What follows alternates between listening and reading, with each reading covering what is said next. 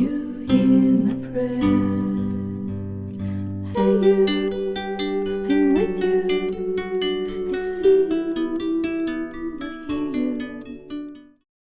আসসালামু আলাইকুম প্রিয় দর্শক, আশা করছি আপনারা সবাই ভালো আছেন। আমি আজকে আপনাদের সামনে একটি নতুন রেসিপি ভিডিও নিয়ে এসেছি। মাটন বিরিয়ানি তৈরি করার রেসিপি। বাসায় আপনারা কিভাবে মাটন বিরিয়ানি তৈরি করবেন সেটা আপনি দেখতে পারবেন আমার আজকের রেসিপিতে। আপনারা যারা আমার চ্যানেলের রেগুলার ভিউয়ার, আপনারা আগেই দেখেছেন আমি গত বছর জয়নাল আবেদিন বাবুর্চির মাটন বিরিয়ানি রান্না করা আপনাদেরকে দেখিয়েছিলাম। বাট সেটা ছিল অনেক বেশি পরিমাণে। সো বাসায় আপনারা অল্প পরিমাণে সেই একই ধরনের মাটন বিরিয়ানি রান্না করতে চাইলে কিভাবে করতে পারেন সেটাই আমি আজকে আপনাদের সামনে করে দেখাবো। সো চলুন আমরা ঝটপট দেখে নিই সেই রেসিপি। ধন্যবাদ। প্রিয় দর্শক, প্রথমেই আমি চুলার উপরে একটি হাঁড়ি চড়িয়ে দিয়ে তার মধ্যে 5 টেবিল চামচ মতো সয়াবিন তেল দিয়ে দিচ্ছি। আপনারা চাইলে তেলের পরিমাণটা আরেকটু বাড়িয়ে নিতে পারবেন। আমি সাধারণত কম তেলে রান্না করা পছন্দ করি, যে কোনো রান্নাই। আর এই বিরিয়ানি রান্নাতে আমি ঘি ব্যবহার করব, যার জন্য আমি সয়াবিন তেলটা একটু কম পরিমাণে দিয়েছি। এরপর আমি কুচি করে কাটা পেঁয়াজ দিয়ে দিয়েছি 1 কাপ মতো। পেঁয়াজের পরিমাণটাও আপনারা চাইলে আরেকটু বাড়িয়ে নিতে পারবেন। পরিমাণটা একটু বলে রাখি, কি পরিমাণ বিরিয়ানি আমি তৈরি করতে যাচ্ছি। তো আমি 1:1 মাংস এবং চালের যেই অনুপাত সেটা ফলো করে রান্না করছি।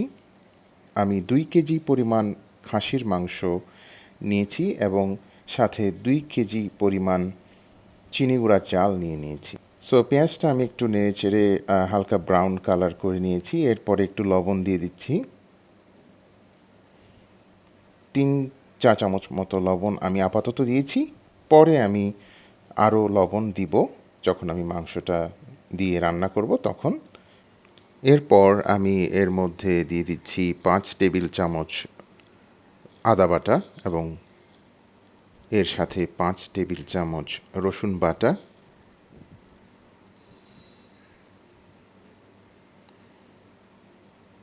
প্রিয় দর্শক, আমি দেশে আসার পর রান্না খুব একটা করি না। অনেক দিন পর আজকে আমি ভাবলাম মাটন বিরিয়ানি করি। তো আমি সেজন্য রান্না করছি। আমার ওয়াইফ আমার বিরিয়ানি রান্না অনেক পছন্দ করে, সবাই পছন্দ করে। তো আমি ভাবলাম একটু রান্না করি আজকে, এবং সেই সুযোগটা আমি কাজে লাগাতে চেয়েছি একটা রেসিপি ভিডিও করে আপনাদেরকে দেখানোর জন্য। এখন আমি এখানে একটু পানি দিয়ে দিচ্ছি, যেহেতু একটু শুকিয়ে এসছে।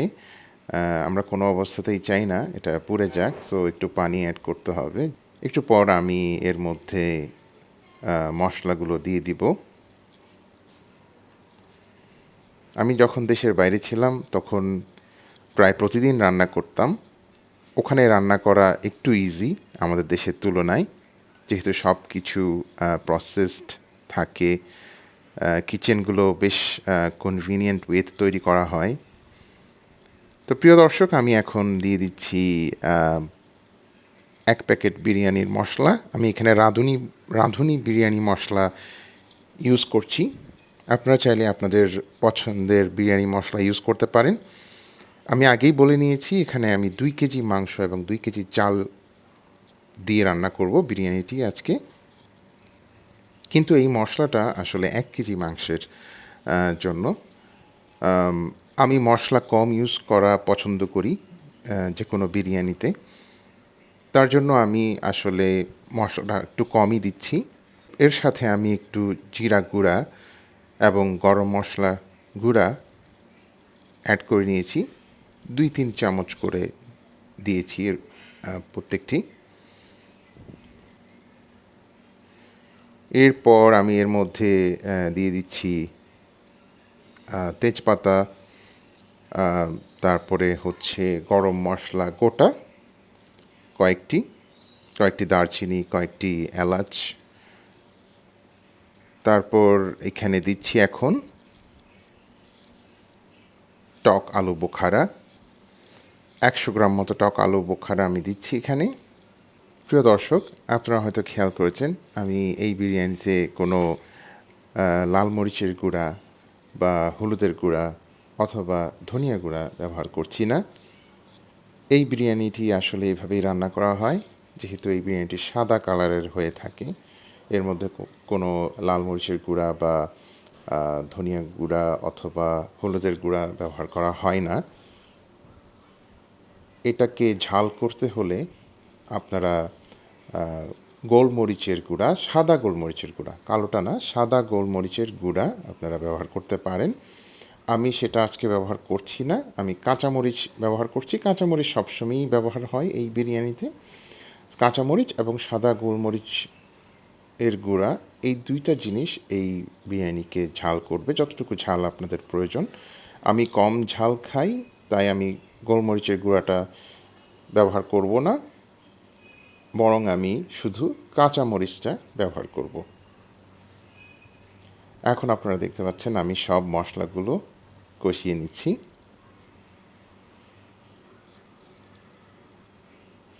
এখন মশলাগুলো কষানোর পর আমি এর মধ্যে দিয়ে দিচ্ছি মাংস, খাসির মাংস 2 কেজি। আপনারা দেখতে পাচ্ছেন এই খাসির মাংসটাতে বেশ চর্বি রয়েছে, তাই আমি আসলে শুরুতে তেলটা একটু কম দিয়েছি, কারণ চর্বি থেকেও অনেক তেল বের হয়।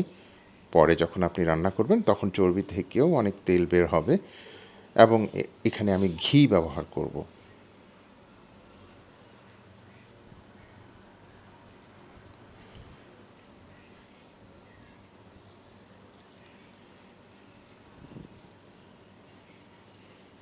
সো প্রথম পর্যায়ে আমাদের কাজ হবে এই মাংসটা রান্না করে নেওয়া।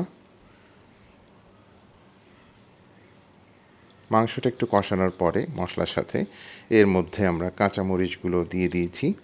এখানে আমি 10-12টা মতো কাঁচামরিচ দিয়েছি, গোটা কাঁচামরিচ। এই কাঁচামরিচগুলো কাটতে হবে না, এগুলো এমনিতেই রান্না হতে হতে মিশে যাবে। এরপর দিয়ে দিচ্ছি টক দই, 200 গ্রাম মতো টক দই আপনারা দিয়ে দিবেন এর মধ্যে। এর সাথে আপনারা দিবেন 2 টেবিল চামচ মতো বাদাম বাটা। সেটা চীনাবাদাম বাটা হতে পারে অথবা কাঠবাদাম পেস্টও হতে পারে, আপনারা যেটা আছে বাসায় সেটাই দিতে পারবেন।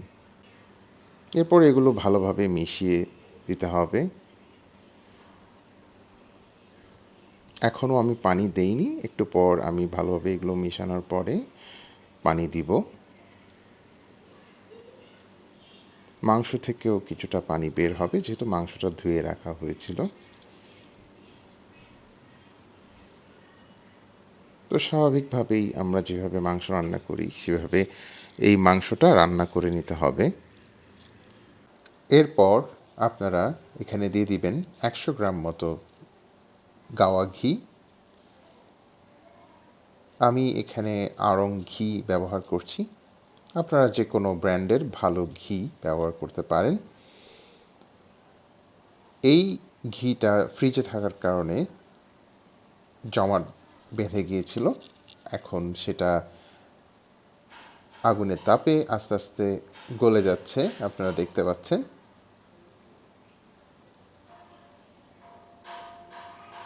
কিছুক্ষণের মধ্যে এই ঘিটা পুরোটা গলে মিশে যাবে। এরপর এখানে প্রয়োজন মতো পানি দিয়ে আমি মাংসগুলো রান্না করে নিচ্ছি। এর মধ্যে কাবাব চিনি দেওয়া হয়েছে। আর অন্যদিকে আপনারা দেখতে পাচ্ছেন আমি আরেকটা হাঁড়িতে 2 কেজি চিনি গুঁড়া চাল প্রয়োজন মতো পানি দিয়ে বসিয়ে দিয়েছি। চালগুলো আমি 70-80% রান্না করব, পুরো রান্না করব না, সেই দিকটা আপনারা একটু খেয়াল রাখবেন। প্রিয় দর্শক, আমি আগেই বলেছি এখানে আমি কাবাব চিনি দিয়েছি, 10 গ্রাম মতো কাবাব চিনি দিলেই চলবে। আর তার সাথে আমি ফুল ক্রিম মিল্ক পাউডার দিয়েছি 1/2 কাপ মতো। এবার আমি সব কিছু ভালোভাবে মিশিয়ে নিচ্ছি। এখানে আমি পরিমাণ মতো পানি দিয়ে নিয়েছি। যতক্ষণ না পর্যন্ত মাংসগুলো পুরোপুরি রান্না হয়ে যাচ্ছে, আপনারা এখানে প্রয়োজন মতো পানি দিতে থাকবেন। পানি শুকিয়ে গেলে আবার পানি দিবেন। একসাথে অনেক বেশি পরিমাণ পানি দেওয়ার প্রয়োজন নেই। কিছুক্ষণ পর পর মাংসগুলো এভাবে নেড়ে দিতে হবে এবং খেয়াল রাখতে হবে যেন পানি শুকিয়ে মাংসগুলো নিচে লেগে না যায়। এখন আমি এই পর্যায়ে দিয়ে দিচ্ছি আলু। মাংসগুলো রান্না প্রায় হয়ে গেলে 70-80% যখন হয়ে যাবে তখন আপনারা আলুগুলো দিয়ে দিবেন। এখানে আমি 5-6টা আলু কেটে নিয়েছি। এরপর আপনারা এর সাথে 50 গ্রাম মতো কিশমিশ, ফ্লেভারের জন্য কয়েকটি কাঁচামরিচ এবং প্রয়োজন মতো লবণ দিয়ে ভালোভাবে নেড়ে দিবেন। এরপর আমরা এর উপরে ঢাকনা দিয়ে রান্না হওয়ার জন্য মিডিয়াম লো ফ্লেমে রেখে দিব। অন্যদিকে আমরা দেখতে পাচ্ছি আমাদের রাইসটা রেডি হয়ে গেছে। আমি আগেই বলে রেখেছি আমরা 80% কুক করব। আর এই দিকে আপনারা দেখতে পাচ্ছেন আমাদের মাংসটা রান্না হয়ে অলমোস্ট রেডি। এখানে এখন যে পরিমাণ ঝোল আপনারা দেখতে পাচ্ছেন, এই ঝোলটা আমি আরেকটু শুকিয়ে নিব। এরপর কিছুটা ঝোল থাকা অবস্থায় আমরা এর উপরে 80% কুক করা রাইসগুলো দিয়ে দিব। আমি আপনাদেরকে বলেছিলাম যেভাবে, সেভাবে এখন রান্না করা মাংসগুলোর উপর 80% কুক করা রাইসগুলো আমি আস্তে আস্তে লেয়ার করে বসিয়ে দিয়েছি এবং এর উপরে ঘি দিয়েছি ছড়িয়ে। আপনারা দেখতে পাচ্ছেন ঘিগুলো গলে আস্তে আস্তে মিশে যাচ্ছে ভাতের সাথে। এরপর পেঁয়াজ বেরেস্তা দিয়ে ঢাকনা দিয়ে অত্যন্ত মৃদু আঁচে আধা ঘন্টা রেখে দিতে হবে। প্রিয় দর্শক, আমাদের বিরিয়ানি রান্না হয়ে গেছে। মৃদু আঁচে আধা ঘন্টা দমে রাখার পর আপনারা দেখতে পাচ্ছেন চমৎকার একটা গন্ধ আমি পাচ্ছি, যেটা আপনারা বুঝতে পারবেন না ভিডিওতে।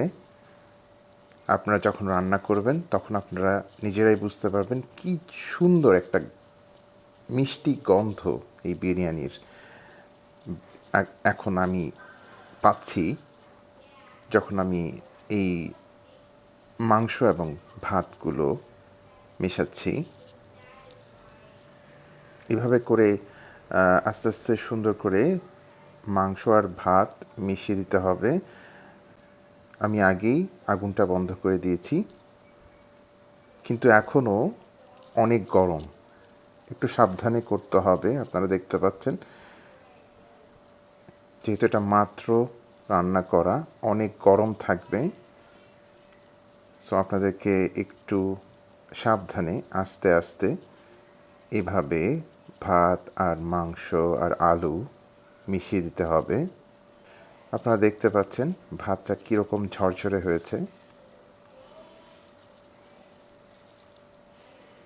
তো আস্তে আস্তে করতে হবে, তা না হলে আলু ভেঙে যাবে অথবা মাংসগুলো ভেঙে যেতে পারে। এরপর আমি এর উপরে পেঁয়াজ বেরেস্তা দিয়ে দিচ্ছি।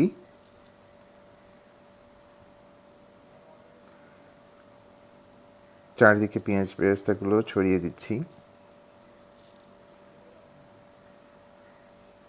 দেখুন প্রিয় দর্শক, কি চমৎকার লাগছে এই বিরিয়ানিটি দেখতে।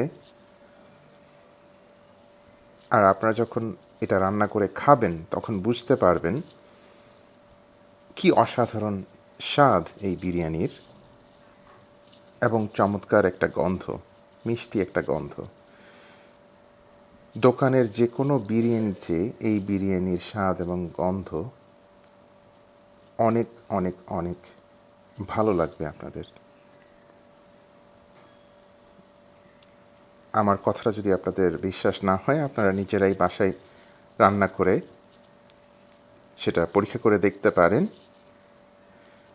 আমি কনফিডেন্টলি বলতে পারি আপনাদের এই বিরিয়ানিটি অনেক ভালো লাগবে। আর আপনারা যদি এটা রান্না করেন অবশ্যই আমাকে কমেন্ট করে জানাবেন কেমন লেগেছে আপনাদের। প্রিয় দর্শক, এতক্ষণ আমার সাথে থাকবার জন্য আপনাদেরকে অনেক অনেক ধন্যবাদ। পৃথিবীর যে প্রান্ত থেকে আপনারা দেখছেন, আপনাদের সবাইকে অনেক অনেক ভালোবাসা। শীঘ্রই অন্য কোনো ভিডিওতে দেখা হবে ইনশাআল্লাহ।